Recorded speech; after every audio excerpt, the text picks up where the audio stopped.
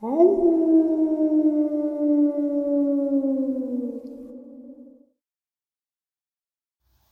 greetings and salutations, everyone, and welcome to today's upload. It is Saturday. Wow, this week did go by pretty fast. Guys, that means Saturday Nightmares live from New York. I hope to see you all there, 12 a.m. Eastern Standard Time. But that is not why we're here right now. We are here for some terrifying experiences. Before we jump into them, a couple links. As many of you know, I rely on Patreon, PayPal, channel membership, and the merch to help the channel to continue to grow and go. Links to Patreon, PayPal, and channel membership is in the description below. Merch displayed directly under the video. Also, Dogman Frightening Encounters, Volume 1 through 3, the audiobook versions. They were written and researched by Tom Lyons, narrated and produced by me, Jeff Nadolny. Those audiobooks are available on Audible, Amazon, and iTunes, links to which are also in the description as well. And finally, last but definitely not least, if you'd really like to help support the channel to continue to grow and go, simply subscribe. It does not cost a cent. Click the like button, takes half a second. If you don't want to miss out on any of the informative uploads I put out daily, click that bell icon. And folks, please leave a comment. Why? Well, because all these things really do help the channel to continue to grow and go. And folks, they definitely do matter. Now, everyone, I have taken far too much of your time. Let's jump into today's upload, shall we? Have Rob with us. Rob, how are you? Doing pretty good, Jeff. How about yourself? I'm doing well. Thanks for taking time out of your day. I know you're working. I appreciate it. Oh, no problem at all. It's kind of a nice break away from the cars. I hear you. So, pretty much, you're a subscriber, so you know what I do. I do. The floor is yours, my friend. So, please share away. Okay, so I guess I'll just give you a little bit of background about myself. I'm 37. I was born in January '84. Spent most of my life, when I wasn't at work, working on cars. I paint cars for a living in a body shop. And if I'm not at work, I'm doing something outdoors. I'm hiking, I'm hunting, I'm fishing, I'm camping. Anything I can do to get out of the shop and get away from the city, I can. So I guess first thing I can tell you is my grandfather, after being a truck driver his whole life, being born just outside of Jackson, Tennessee, he moved to Chicago. We'll skip forward to him retiring. So he retires, I guess I would be about 13. So, it's his third time retiring, so we didn't think it was going to stick again. He just gets that itch in the foot and wants to get back in his big rig and start driving. Right. And, he moved down to Tennessee to get out of the city with my grandmother. She loved it down there. She had about an acre of garden, which is outrageously huge and too big. Yeah. But, she loved it. So anytime she could, be out there with the fruit trees or, the tomato plants, whatever it was, Grandma was out there, tending to the garden. Well, let's skip to me getting out of my freshman year. So now I'm going to be a sophomore. And my parents decided, you know what, we're tired of you. You're causing a little bit of trouble here in Vegas. So let's ship you out for a while to Grandma and Grandpa's for the summer. So the day I got out of school, they put me on a plane, and I was down in Tennessee for the whole summer. So my grandparents lived in, we'll just say, Madison County, and not too far from my cousin Ronnie and GW. Now I've known GW, I think, probably since I was 11 or 12. Right. Madison County is where the Pinson Mounds are, correct? Indeed. Okay. And I've been there many times. Just just to check it out, get out of the house, have a picnic. Right. Try to walk around. I found the occasional arrowhead out there. I think I found 2 or 3. I still have them. And, all I could spend the whole summer doing, all I wanted to do was fish, hunt, shoot guns, and, at the time we were stealing my grandpa's booze. And, he had a friend of his that made moonshine, so we were stealing a little bit of that and, having a little drink and running around in the woods. Well, my grandpa, growing up down there, tried to let me do stuff that he did, which was, here's a rifle, here's some gas for the four-wheeler, go have some fun, I'll see you when the sun goes down. All right. So the one day, me and my cousin are running around, and we find, some wheat plants growing, and we're like, okay, cool. No big deal. We stole a little bit of it. It wasn't ready, but, what did we know? We're 14. Right. And I decided after my cousin went home, now mind you, say that there's 7 days in the week. He probably spent 2 or 3 at my house, and I spent 2 or 3 at his house. There was maybe one night here in between where it was just me at the house. So I left Grandpa's and decided, all right, I'm going to go back out to where I found those plants. I'm going to go try to jack a little bit more of it, hoping I don't. Because, down there, people shoot first and ask questions later. Absolutely. The only time I know some of my family members will call the police is to pick up the dead body. So at least that's how my grandfather was. And, he raised me to be a man's man and not to worry about what other people thought too much. Just as long as you were taking care of your family and paying your bills, nobody should be telling you anything. That's how he taught me. So that's how I live my life. So I decide I'm going to sneak out, because they didn't want me running around the woods all night, because you never know what's going on, what kind of trouble you're going to get into. Well, apparently Grandpa had a little bit more of an idea than I thought. So I get out there to the plants, I steal a little bit of the weed, and I'm coming back. Now, over my shoulder, I have a 30-30 rifle, and I've shot with that gun so much, it's kind of not funny. And I love that gun. Just something about the era of the cowboy days to me was just so cool. And when I got a little bit older, I did some cowboy action shooting, kind of like the modern 3-gun stuff, but with the old guns. Right. Had a lot of fun with it.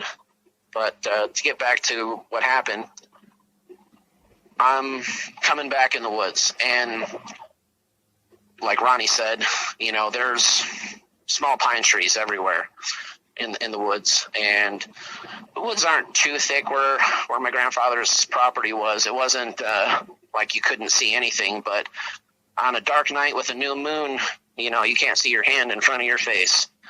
It's pretty dark. Well, I never had a problem running around. I spent a lot of time in those woods, and, I knew every inch of those hills and those hollers.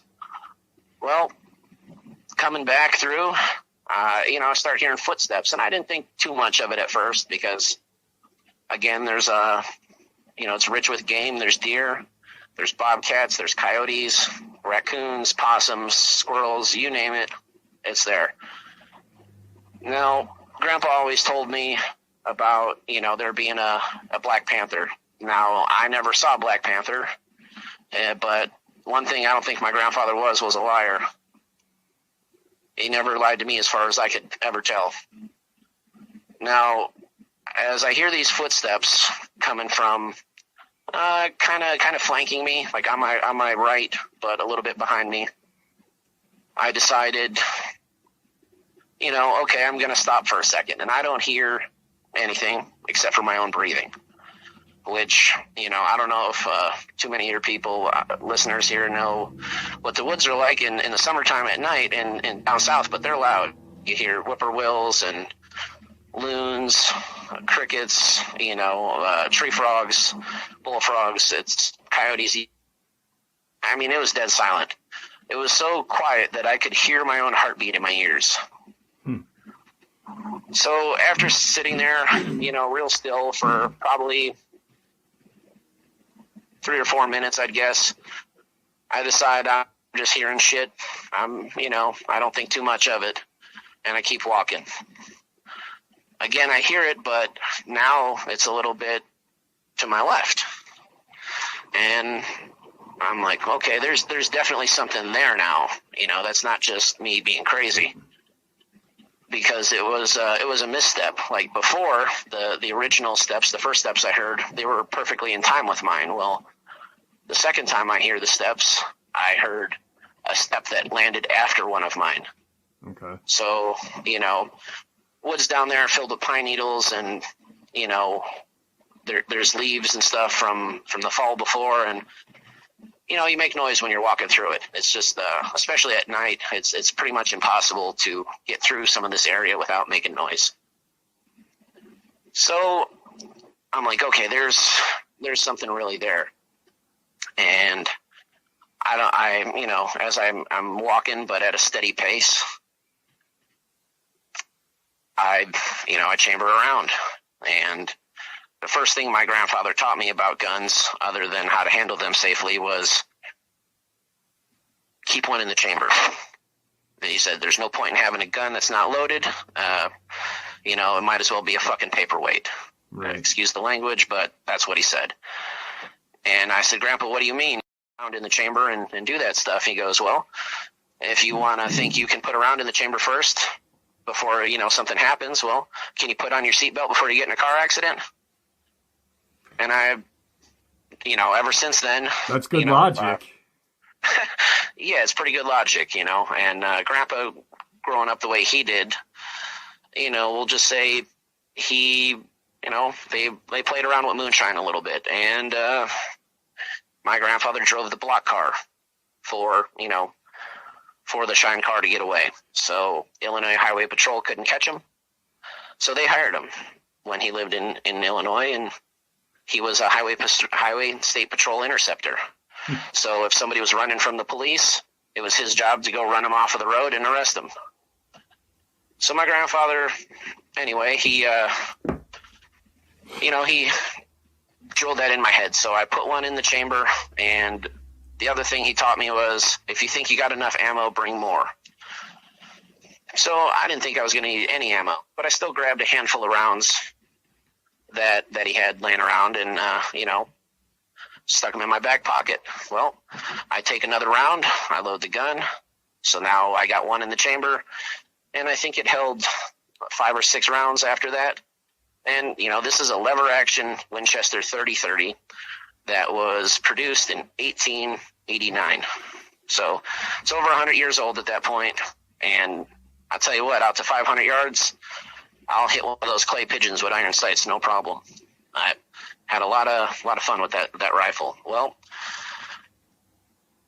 now that I got the, one in the chamber, I loaded an extra. I keep walking, and I get to a spot where there's a little bit of a rise, and the trees are a little bit thicker just past the rise because there's a creek, and it's a artesian spring.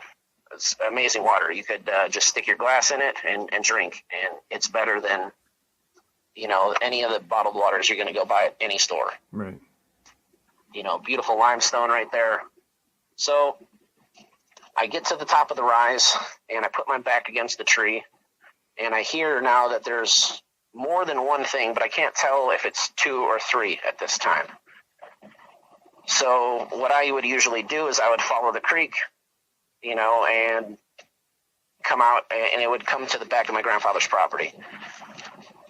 But on the edge of his property, there was a guy that had a soybean field, and he kept it literally just so deer would come in there and have basically a big food plot.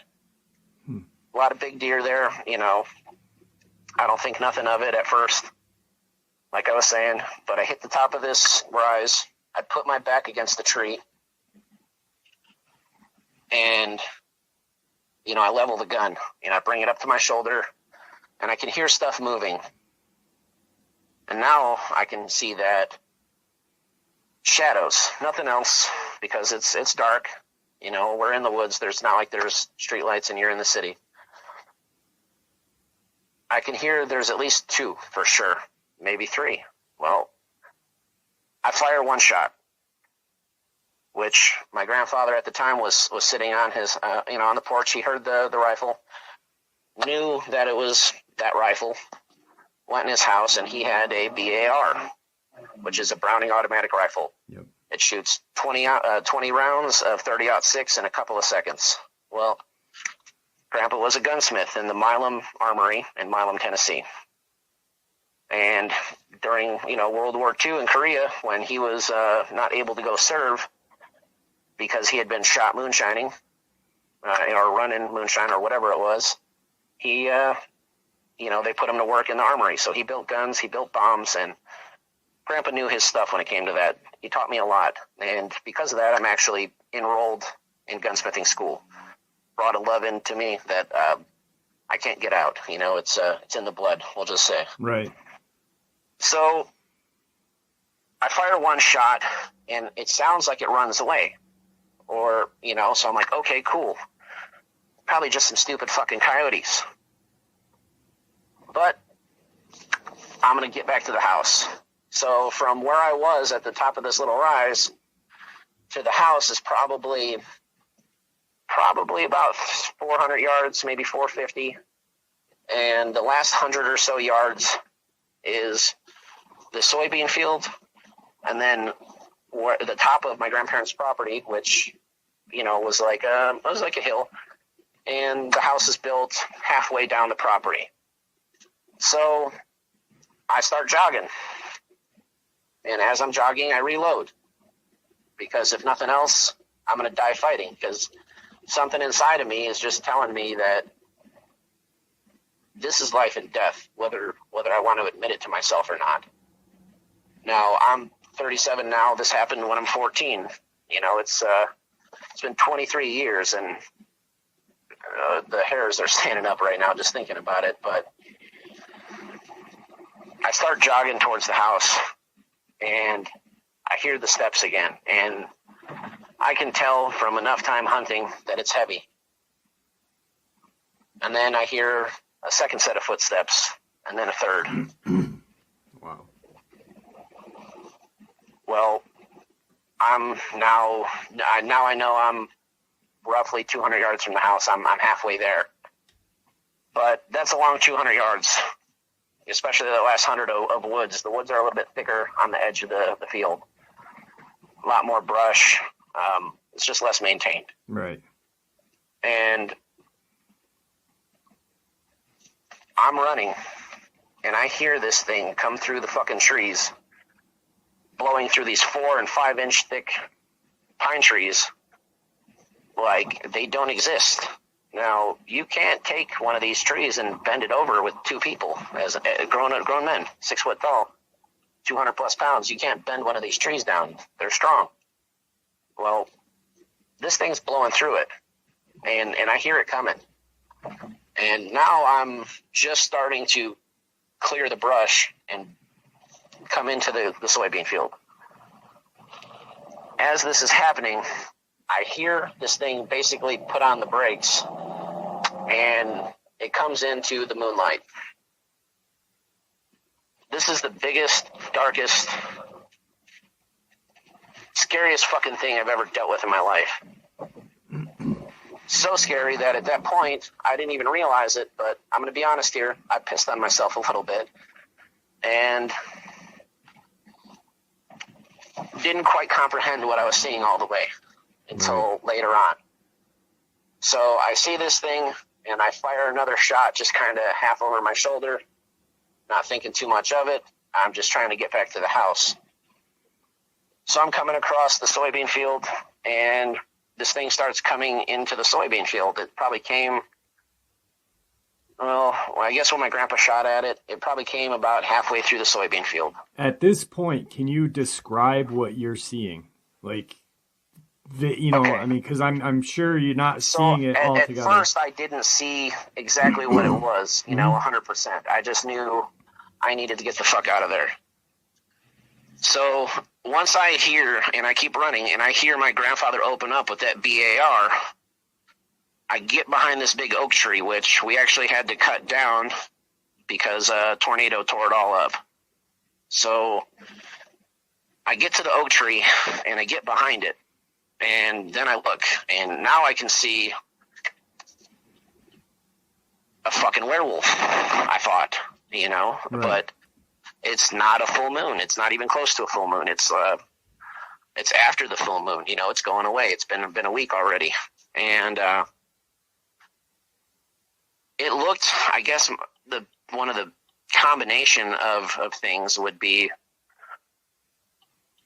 in between like a bodybuilder kind of build. You could see the fucking muscle on this thing, but it also looked very just straight wolfish, like from Van Helsing almost, but not quite the same in the head. The ears were a little bit different, and the snout wasn't quite as long as that, I would think. And these teeth, man, they just looked like they were ready to get a hold of me. Now, I don't know if this thing was actually hunting me and the other ones were just following it, if I came across a family unit or whatever, but all the training that I'd had before kind of went out the window when I started running, even though I knew better that if I, ran, thinking back on it, it probably could have got me if it wanted to, realistically, it probably could have got a hold of me, and maybe it was just trying to scare me out of there. I'm hoping that's what it was, but I get to the tree and I know he's reloading. That's just, that's one thing Grandpa, he's, even when we go shooting, as a kid with a 22, there's at least enough to load the gun one more time. Grandpa's never out of ammo. So I fired 2 shots, just not even looking. I don't even care. I just did it, I guess, out of instinct. I don't know if it was coming closer or not for sure, but all I knew was if it was scared of the gunfire, then hell, I'm going to join in too. So that's exactly what I do. I fire 2 shots, and I hear my grandpa yell, "Run, run, boy, run." So I start hauling ass back to the house. So from the tree to the house is probably 65, 75 yards. It's not too far, and I'm running, and I hear Grandpa open up again. He fires another 40 rounds because he had homemade extended mags for his BAR. Well, I get in the house, and he goes, "Push the fucking safe." And we push the safe in front of the door. Now, half of the house is built into a hill, so there's nothing you can do except for dig in. But the whole front of the house at this point is all glass. It's big windows, big, huge pane windows, not like a bay window, just straight glass where one wall would be. And the house is 3 stories, okay? Now, the bottom story, which is just a living room. Bob said to pull them in here. All right, you're good. So the house, like I was saying, is 3 stories tall, and the one wall is nothing but glass. So after we pushed the safe in front of the door, Grandpa's got a big gun safe, and I'll be honest, I don't know how we pushed it. When I was 14, I wasn't the biggest kid, especially at that point in the summer. It was before I had my growth spurt. So we open the safe, we're pulling stuff out. As we're loading guns and getting ready for what Grandpa thinks is going to be a fucking war, well, it's not. And nothing happens that night. Nothing else. And he's like, "Hey, I know this thing's coming back. And I've seen these things before. And you're not crazy." And I was like, "Well, are you sure?" Because Grandpa, I'm not going to lie, I was out there trying to fucking go steal some weed I found and this and that. And he's like, "I don't care. You're really not crazy. But I can tell you this much." I said, "What?" He goes, "I've seen them more than once, and they're fucking evil. And it'll be back. So let's get ready." So Grandpa decides to send my grandma over to my aunt and uncle's house for a few days. So he talks her into it and says, hey, yeah, you know, I'll take you guys to the casino in Mississippi, in Tunica, because that's not that far of a drive. And me and Robert are going to go fishing. And she's like, okay, cool. Sounds good. Doesn't think too much of it. Pretty common thing. Grandpa took me fishing all the damn time. So all we did was go buy plywood and 2x4s and built a frame to go on the inside with gun ports, basically. Well, after we get set up for what we think is going to be days worth of battling, the second night, nothing happens. Now, Grandpa's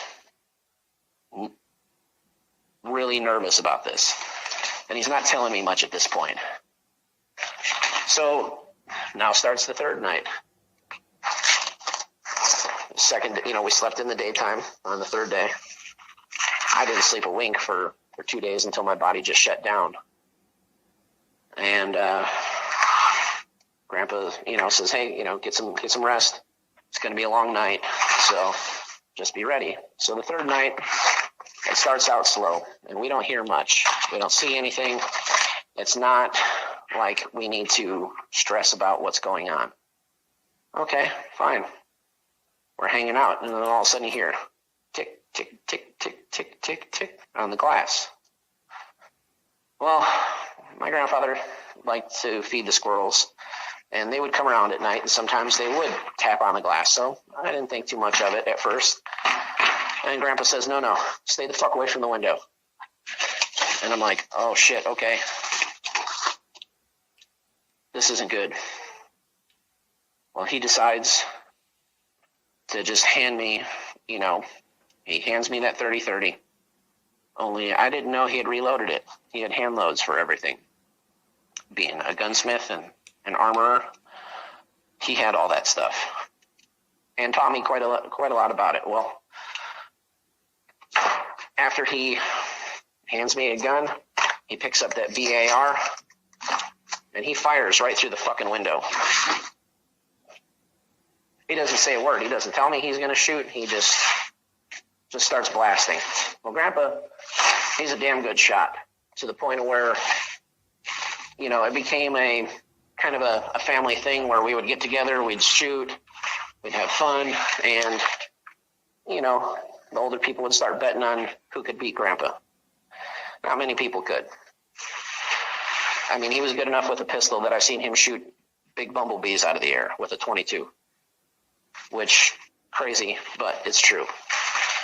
So Grandpa shoots through the window, and anybody who's been shooting and hunting long enough knows that there's a sound when it hits something. There's a big thud, and you can hear it hit meat. Yep. And you hear something scream.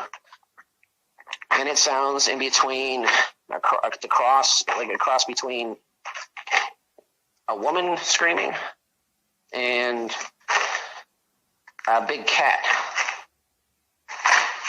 I really don't have any other way to describe it too much, but we hear this thing start moving towards, I guess would be the left. And as that's happening, by the door where we had the safe propped up, we hear a roar. And this makes everything I've seen on any animal channel when a big cat roars, it makes it sound weak, like it's a bitch in comparison. Like, I never heard anything like this before, and I really hope I never hear anything like it again. And we don't hear anything else after that. So sunlight comes, and Grandpa calls a couple of his friends, calls one of my uncles, and everybody shows up with guns and dogs. And we went out in the woods to see what it was. We never found anything other than some blood spots. Down there, you know, it's that red clay, and it can be quite hard when it's been dry for a long time. But when it's wet, that shit's super soft, it's super slick, and it leaves prints real good. Right. And we don't see anything at first until we start getting close to that creek bed that I told you that I would follow out to the edge of his property. And you can see, and I'm not lying here, I have the picture still somewhere. I just moved, but I could dig it out.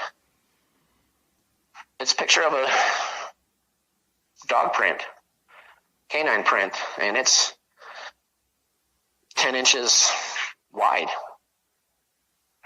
My grandpa wasn't the tallest guy in the world, but he had pretty big feet for being a little guy. And this thing is twice as wide as his boot, plus a little extra. And he's like, hey, this is the same fucking thing that happened. And the guys start whispering a little bit. The only reason I'm there is because, it chased me. So my grandfather thought, like most people back in the day, face your fears, go after the thing and do the thing that scares you the most. And,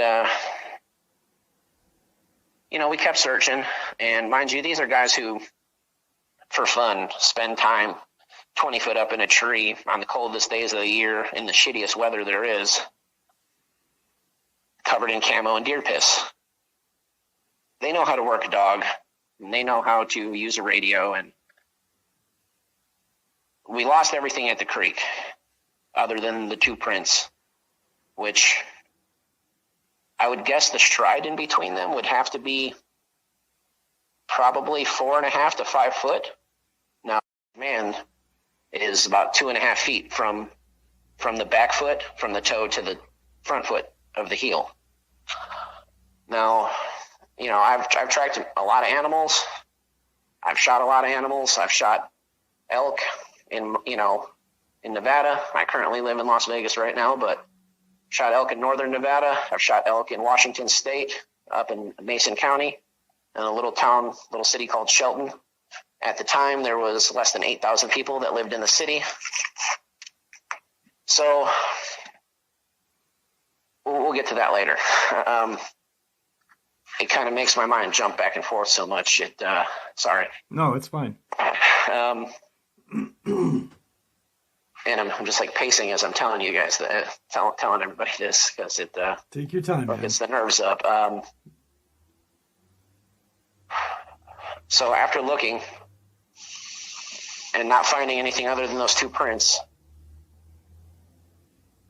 we keep going more in the woods. And finally we get to a point where these dogs won't go any farther. They just stop.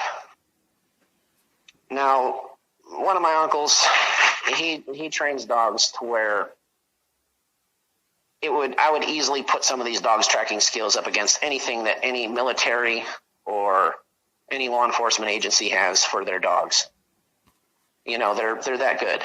And my uncle knows how to train them that well. From the stories I was told, their dad, which would be my great uncle, he's my great uncle.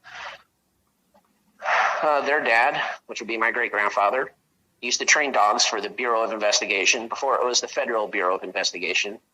My great grandfather was one of those guys that they would send out in the woods with his rifle and a little sack lunch over his shoulder and his dogs, and he would go get the guys that broke out of prison.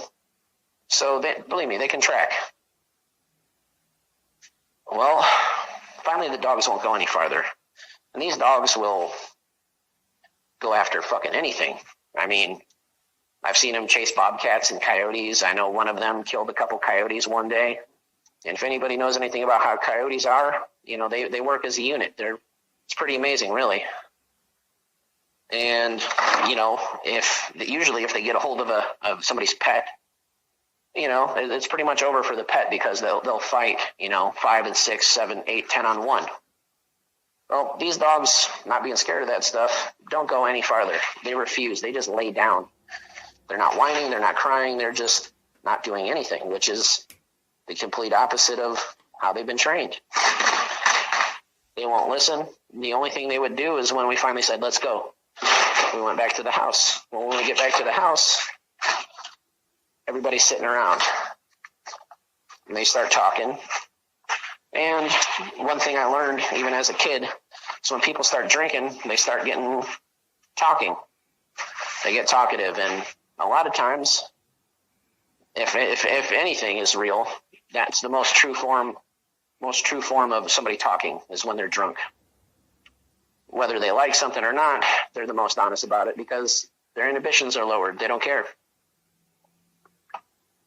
So they start drinking. And like I said, grandfather had a whole closet full of liquor. So he gets these guys going, and I hear my great uncle, my other uncle, and my grandfather talk about how this is just like the one that attacked my other great uncle, who passed before. And this great uncle is Lonnie's great grandpa.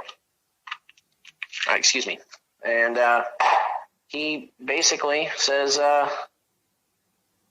this has happened before to me. Sit down for a minute. We're going to talk about it. And he said, people in our family have known about these things for, more than 100 years.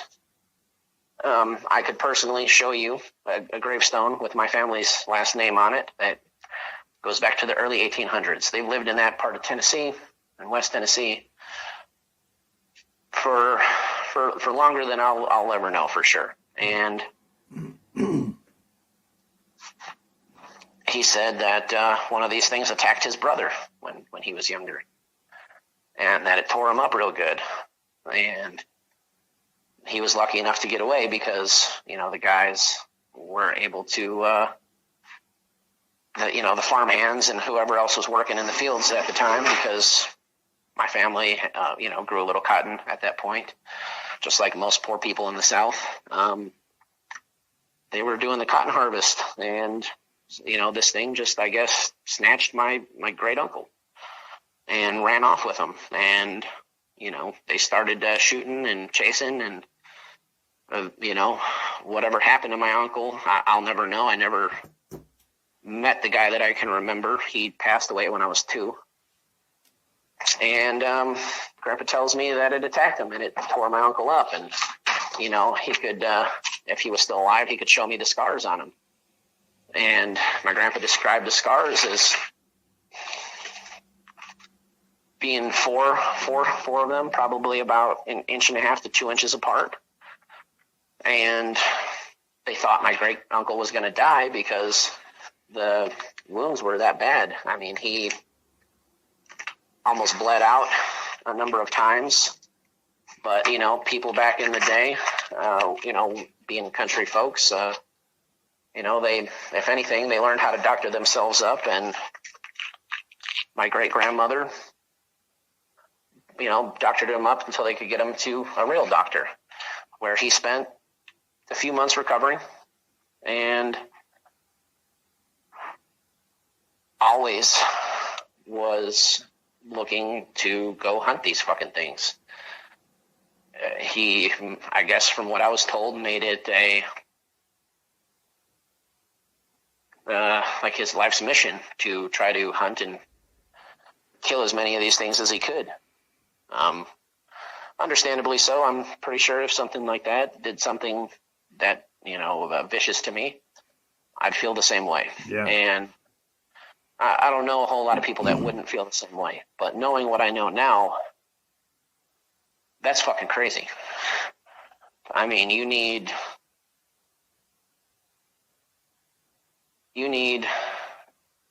basically, something bigger than a .30 caliber, that's for sure. That 30-30 wasn't enough. Those soft-nosed lead bullets, they're not going to do much. And, my great uncle there, he went out in the woods before, a lot of times, and I was told he had shot and killed one, but they had chopped up and burned the body. That's what my grandfather told me. Long time before I was alive. So again, I can't tell you 100% if that's true or not, but like I said, he never lied to me as far as I know. And that was basically the extent of what was told to me and what happened to me in Tennessee. And I have one other encounter that happened in Washington State. Like I was saying, Mason County. I used to live in just outside the city limits of Shelton, Washington. I lived about 2 miles, maybe 3, from the Washington State Patrol Academy, and maybe 12 or 15 miles from the entrance of the Olympic National Forest, where when there's a problem bear anywhere around Seattle, they can tranquilize the bear and release it, that's where they take the bears to go. Right. And release. So, pretty common thing to see some pretty big bears up there. I had rented a piece of property from a friend of mine and used to spend a lot of time, out in the woods. After came back to Vegas and spent a few years and got tired of it, and I said, hey, I need something different, and Washington State's about as different as it gets from, the shitty dry desert here. It's green, it's trees, lush, it's water, rain. Let's go do this. So after living up there for a few months, I get my Washington State hunting license. I draw an elk tag, and I am ecstatic because I've never hunted elk before at this point in my life. I always wanted to. I've got a bunch of whitetails in, a couple in Tennessee and a bunch in Wisconsin. I have a family that lives all over the country. So when I'm out hiking one day and I find a nice little spot where I can go sight in this rifle that I had just bought. I bought a 7mm by .08. It was a Remington. It was a 700 bolt action frame, but it was 7mm by .08. Fast moving around, not the biggest, heaviest thing, but if you do your job, it'll bring an elk down up to 1,000 yards from what I'm told. Personally, I don't think that if you're shooting 1,000 yards at an animal, that's really hunting. But that's just me, to each their own. So, I'm out hiking, and I find this spot where I can go sight in my rifle. I'm like, oh, okay, cool. I can shoot across this canyon to the other side, and this will be good. So I go up there one day and sight in my rifle, and I brought my 1911. I have a couple of Wilson Combat 45 ACP 1911. They're the long frames. Great pistol, I've never had an issue with them as long as you keep them clean and oiled. I've never had a misfunction. Maybe once or twice I had a dead primer on a round, but that's it. Well, I also have the conversion for the gun where you can put the whole top slide on, and now it's a 22 just for target shooting and for, pistol mechanics. So that way you're getting used to drawing the gun, putting it on target, and putting a round on target without the cost of 45 ACP. We all know 22 is a hell of a lot cheaper. Yeah. So, so I take my rifle up there and I take my pistol apart. I put the 22 frame on the top and I go out there. I sight the rifle in out at 100 yards. Find a couple other things that with my laser rangefinder, I shoot out to about 500 yards and I'm like, okay, cool. Rifle's good and sighted in because elk season's now 2 weeks away. So all I'm doing in the meantime, when I'm not at work, is scouting for hunting. And up there they have Roosevelt elk, which they're a little bigger than, your standard Rocky Mountain elk. So some of these things are 1,500 pounds, So I'm just excited that I'm going to get a chance to hunt one, possibly shoot one and stock my freezer. And I've never been able to get anything worth hanging on the wall yet at that point in my life. And I'm like, well, maybe I can finally get me a nice big 5x5 or 6x6 even, and all of a sudden, the person that I'm with, this guy's lived up there his whole life. He is Native American. The tribe is called Squaxin, and they have their own island. Well, this gentleman, we're going to leave him nameless, but let's just say he's a hunting guide. He spends all his time in the outdoors. And when he's not hunting, he's a commercial salmon fisherman. So he spends more time outdoors than he has indoors any time in his life. So that being said, he's with me. We get the rifle sighted in. We're playing around with our pistols, and I shoot until I'm empty with my 22, which normally, again, like I told you before, my grandpa said, you don't ever do that. You can at least load the gun one time. You save that many rounds. So I don't think nothing of it. I have one round left in the chamber of my rifle. I have nothing in my pistol, and my friend that's with me, he's got a 357 on one of the chest holsters, sits in the center of your chest. I think they call it the Kenai style. He has a pistol there because, again, he's a hunting guide, and let's be real, there's 2,000-pound bears up there. Well, maybe not 2,000, but I'm probably exaggerating there, but there's 1,000-pound bears up there. That's a pretty common thing. Now, Mason County, where I was, it's across the Puget Sound from Seattle, and it's on the peninsula. It's about 35 or 40 miles from Port Angeles, and the Highway 101, which, you can take straight up from California, right there on the ocean. It cuts through in a certain area and then runs on the inside of the peninsula on the Puget Sound all the way up to Port Angeles. Well,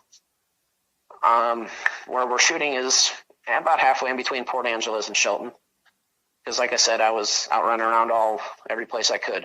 Well, on the way back, the dog that we had, his name was Hercules. Hercules is a red Doberman. He weighed about 130 pounds, and he looked like he was on steroids. Now, I've seen Hercules run up to a 200-pound Mastiff, cock a leg, and piss on its face because he had no fear of anything. Well, there's this big puddle on the trail. So as I'm going to walk around it, you can see something had walked through the puddle right before us, and you can see the mud swirling in the water. So we wait a minute, and I'm just trying to see, hey, maybe there's some big elk tracks, and he got scared off by us shooting, because if I can come up here, I already got permission to hunt this land. We're good to go. Well, the dog won't go any farther. This dog just starts peeing like he's a puppy getting scolded. Never seen this dog act afraid in my life. Before that or after that. So we're waiting till the mud in the water swirls, it dies down, and you can see what it is. Well, that's a big fucking dog print. And for about 2 seconds, it doesn't register. A couple seconds later, I'm like, that's just like the fucking one in Tennessee. And I look at him and I'm like, hey man, we need to get the fuck out of here, like right now. Let's go, Herc. So Hercules jumps up and we all start moving towards, the truck. So at the time I got, it's like a 92 Chevy in the desert. I have it all set up like one of the trophy trucks, like a pre-runner. So not the best thing in the mud, but I got, I got a fuel reservoir in it where I can just flip a switch and it'll pump into the two tanks. And I think to myself, I'm like, we got to go. Let's go. So we keep moving. The whole time I have one round. And I'm like, oh God, whatever it is, I'm not going to be prepared for. But let's just get back to the truck. Maybe we'll make it. And mind you, this guy, he's a Native American, and he just stops. And I see him reach in his shirt, and he pulls out a medicine bag. Now, I never saw that he had the thing to begin with, but he told me later on that day that he carried it anytime he went in the woods. So he started saying a prayer in his language, in his native language, which I'm not even going to pretend to understand. And he says, okay, let's go. Let's keep moving. So we move to the truck, and we get in the truck, and as I'm sitting there, first thing I'm doing is, changing my slide out, putting the 45 slide back on the pistol, and, loading the magazine. So right when I'm snapping the mag in, this is a 8+1, so I have 8 in the mag, 1 in the pipe. I put the mag in, I drop the slide, there's 1 in the chamber, pull the mag back out, and I'm putting the extra round in it. And all of a sudden something hits the back of the truck. Boom! The whole truck moves. Well, I don't, not too worried about the truck at this point, but all of a sudden the truck's having trouble starting, which I didn't quite understand, because if anything, I always kept my stuff, in top running order, since I paint cars in the collision industry. Having a good running vehicle is always, number one thing in my mind. Well, I'm trying to start the truck, and it's almost like something doesn't want it to start. I don't know if that's true or not, but that's sure as hell how it felt. Finally, the truck starts to catch, and it turned out to be I had a dead battery later on, but luckily it starts. And as it's starting, the truck gets hit again. Boom. Now, like I was saying before, my truck it was set up like a pre-runner. So I have fiberglass bedsides. I heard one of these bedsides, which are, $800 each, just snap. I mean, they're just fiberglass. So I hear it snap and break, and I'm like, fuck, this sucks, drop it in gear, and we take off. In the rear view, you can see, because it's mid-afternoon, you can see a fucking werewolf. This is before I knew about Dogman itself, and I'm like, that doesn't make any goddamn sense. My mind's racing, my heart's going. My friend that's with me leans out of the window and starts emptying his 357 at it. Now, I don't know exactly where he caught it, but he caught it in the right shoulder somewhere, or maybe the collarbone area. All I know is it folded up for 2 seconds, and then it kept chasing us. I had enough for my truck in the best time of the year. You can't go more than 15, 20 in this, and this thing comes running up and then bang, blasts the back of my truck. Well, instead of a tailgate, I have a special swing arm that I made that holds 2 full-size mounted spare tires. Well, one of the tires breaks the bolt and comes shooting into the fucking back glass of the truck and bounces off of the truck, busts the rear window out.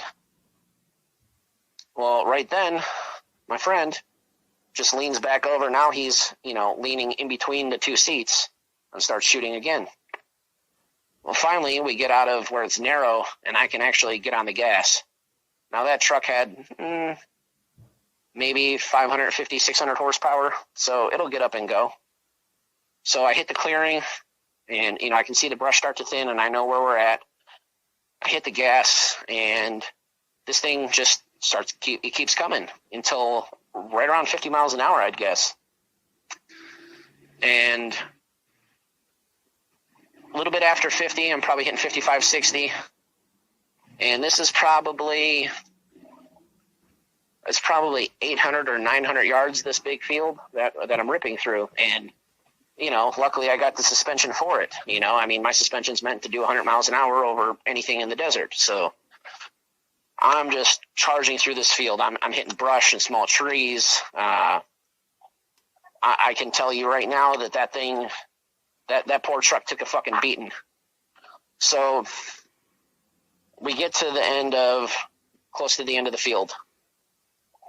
And I really wouldn't call it a field, just a clearing in the woods, I guess, is probably better. I get to the end of the clearing, and then I got to slow down because it's single track, truck trail again. And then it's going to turn out onto the main highway. Well, right when we're getting onto the highway, we're coming out of that single track again. This thing blasts the bed of my truck again, but this time it's from the other side. And I'm turning right, so all the suspension's preloaded on the left, and the right side's up. Because if you watch anything to do with like the Baja style racing, you can see how the trucks, how the suspension is soft in certain areas. because it's meant to rebound when you jump. Well, this thing hits us as I'm turning, and my truck went up on 2 wheels. And luckily, I've spent enough time, racing cars and doing dumb shit as a kid to where I actually used to practice on 2 wheels with my old car, just for fun. I turn into it. The truck breaks down, slaps the ground again. I hear all 4 tires grab, and I slam on the gas. And right around 55 miles an hour. Now, mind you, this thing came out onto the main highway. This is Highway 101. This is the middle of the day. This is 3, 4 in the afternoon, middle of summer. Now, mind you, it is Washington. It's cloudy, but you can see, no problem. It had rained earlier that day. That's why the puddle was there. It rains all the time up there. Well, I hit about 55, 60, and this thing just kind of gives up. I just see it slow down, and then it just stops. And I just see this thing, which has these yellow eyes. And it was daytime, so I wouldn't call them luminescent, but they were bright. It looks like, I guess, like when you look at a vehicle, like in one of the older ones, and they have the yellow marker turn signals. Yep. Okay, so it's kind of like that color, amberish orange. And this thing's probably on all fours. It's probably 5.5 feet tall.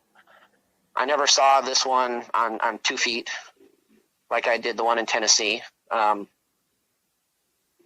this thing had, it was like in between, it was like a brownish gray, which is kind of, it was just hard to describe the color, I guess, but it's a brownish gray, and then it has almost like patches kind of to where, like, if it was in the woods, this thing could be 2 feet off of the trail and you'd never see it. It was almost like camouflage, like hunting camo. Right. It was, looking back on it now, it pretty amazing, really, like, this thing could have been 2 feet from us and we wouldn't have known while we were shooting. It could have been watching us. I'll never know. But those are my 2 experiences.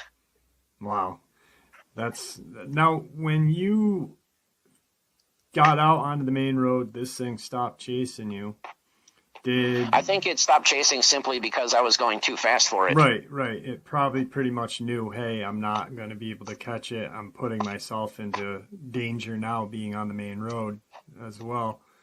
What did your Native American friend say to you after this? Like, did he have any comments or anything during?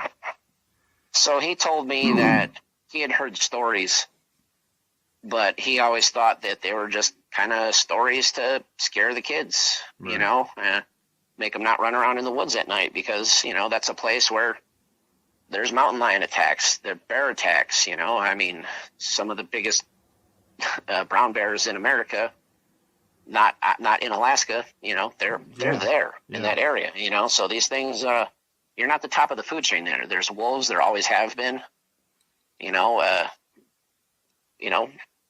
lions, bears, and wolves, oh my. So he told me that, he had heard stories. So he said he was going to go home, talk to some people, and go back to the res and talk to some more people, and then he'd come back and see me. Well, he calls me and says, hey, meet me out by the res. Now, mind you, their reservation, they have some on shore, and then there's an island. And I'm like, well, out on the island? Or he goes, no, don't go out there. Just meet me at the entrance. So we go over there, and we don't actually go on the res. We go about 2 miles down the road to an elder's house. Now, the elder said that these things have always been there, and their people have always known about them. He talked about them and the big man in the forest. Right. And he said that they fight.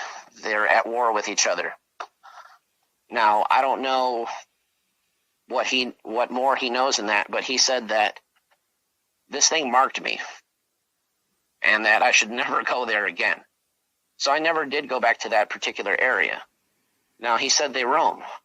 So one night where I lived, the guy I rented my house from he had turned the workshop I had, part of it, into a commercial salmon processing place where we could process fish.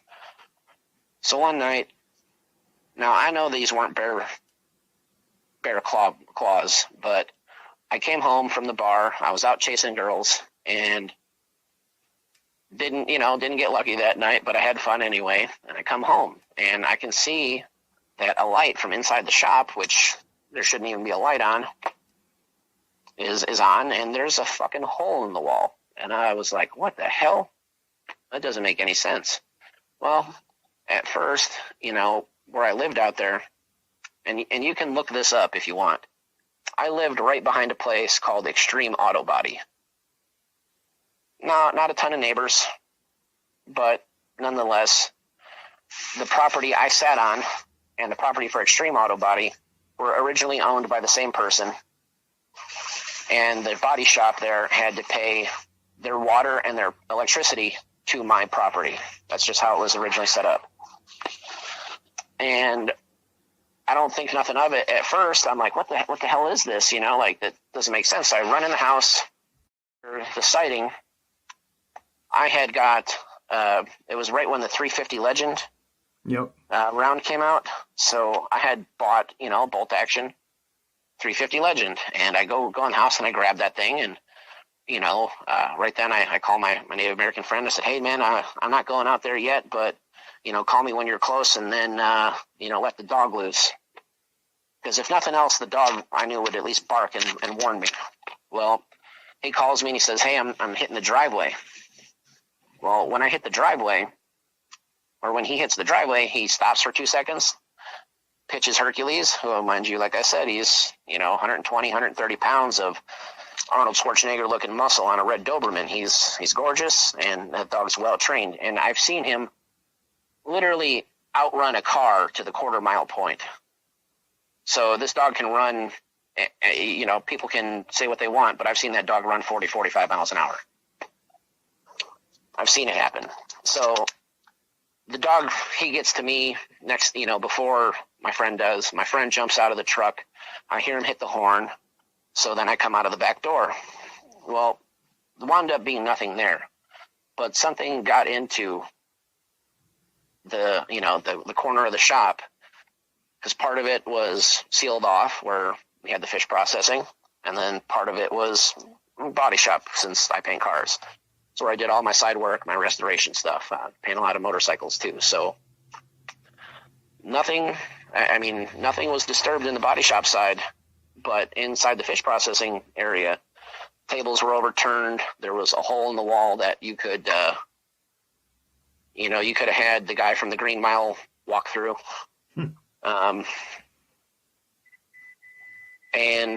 So we don't see anything there. And we set up a bunch of floodlights and flood all the woods around there. And now my property I rented is only 3 acres, but I have all kinds of fruit trees. I have cherries, peaches, apricots, plums, apples, pear, you name it, I got them. And they were already there before I moved in. It was just a perk of living there. You just take care of the things, and they take care of you. So nothing happens all night. We sit up all night until the sun comes up, and the next morning he goes out to the res, and he comes back and he says, come on, let's go talk to the old man again. Well, we go talk to the old man again, and the old man was like, look, you need to fucking get out of there. Basically, it's going to keep coming back, and it maybe only went into the fish because it was hungry. But, there were no fish in there at the time. But, when you process sometimes in between hundreds and thousands of fish a day, it's going to smell like fish even after you hose it out. Right. Well, he says, it's marked me, and this thing will keep coming until one of us is dead. So, after about a week and a half thinking about it, I went and talked to him again, and I said, are you sure? And he said, yeah. I've been out to, he had been out to my house and done like a healing ceremony and prayed, and cleansed my soul, basically my spirit with, with an eagle feather and smoke, and prayed over me and my property. But after a week and a half, all night one night, I hear howling. And this is not a wolf. This is not a coyote. Coyotes don't howl like that. They have yips and yells and shit. And wolves just, they're there, but not so close to where I am, where my house is. And the next morning, after I hear all this howling, it wakes me up out of a dead sleep. The dog I had at the time, her name was Samantha. She was half German Shepherd, half Alaskan Husky. And she had, the curly sled dog tail. And Samantha was my dad's old repo partner. She was my service animal. I have a hearing disability in my right ear. And she just basically was my best friend at the time. Well, Samantha went apeshit. Now, normally when she went to attack something, she was silent. She never made a noise. You'd be lucky if you heard the clicking of the nails if she went after something. But she went apeshit, and she's just going crazy and just looking at the woods, and in more than one spot. So, I call the old man again, and he says, I'm sending people out there to come escort you and off the property. So you're not going to go back there until it's daylight. So I pack a bag just for the night. I grab the dog bowls, some food, and, 4 or 5 people show up, or 4 or 5 vehicles, I should say. And there's 3 to 5 people in each vehicle. So, luckily I had friends. So they sat out there and loaded me in, until I loaded my shit in my truck, and we got out of there. Well, when we went back the next day, the house was destroyed. It looked like the FBI was looking for, stolen money. I mean, there was holes in the plaster and the walls. There was, you name it, it was tore up. Everything except the ceiling, basically. And it smelled like piss and shit everywhere. Something had pissed and shit all over in that place, marking its territory, basically saying, and hey, guess what? Deal with it.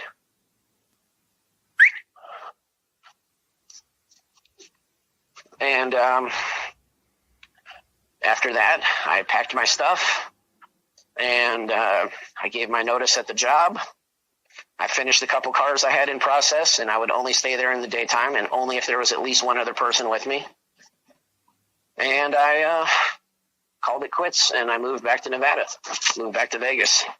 Actually, outside of Vegas, a little town called Boulder City. I can't blame you on that. And, he's right. You were, the sheriff that I spoke to a while ago in Colorado was marked, and he didn't get unmarked until they were hunted down, or, like you said, one of you were going to die.